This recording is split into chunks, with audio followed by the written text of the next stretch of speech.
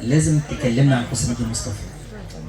مخرج اكشن شاطر، وعملنا معاه مجموعه افلام، وابوك طبعا كان قاسم مشترك الله يرحمه في هذه الافلام.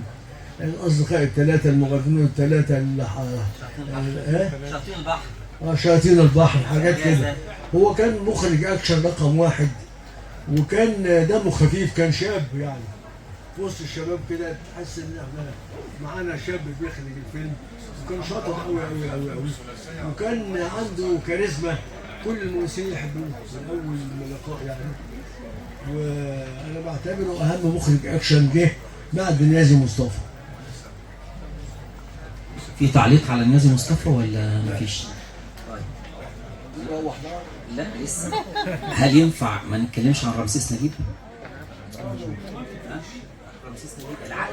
رمسيس نجيب ده له الفضل، لان هو عمل لي عقد احتكار بعد انا حره، ولكن في الوقت ده كان هو حب لبنى عبد العزيز وتفرغ للحب ونسي السينما، فبدل ما كان عامل لي عقد احتكار عليه نعمل 5 6 افلام، نسي الافلام وغرق في الشوشته بقى الحب مع لبنى عبد العزيز جميله صديقتي العزيزه. وبعدين قلت له بعدين انت عملت لي عقد وقعدتني جنبك في الثلاجه، قال لي هديك كل شهر 75 جنيه.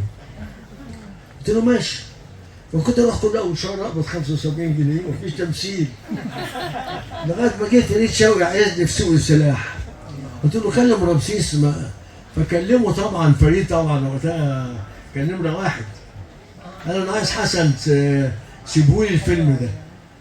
قال له طيب اديني 5000 جنيه، فباعني ليه ب 5000 جنيه.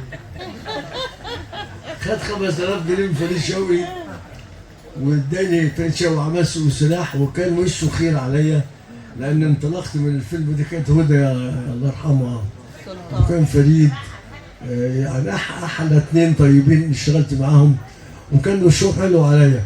شافتني هند رستم بقى في الفيلم في السينما، فكانت بتدور على واحد معاه نساء وذئاب، فقالت هو ده، جابتني في النساء والذئاب هند رستم، واستمرت الصداقه معاها في عده افلام يعني.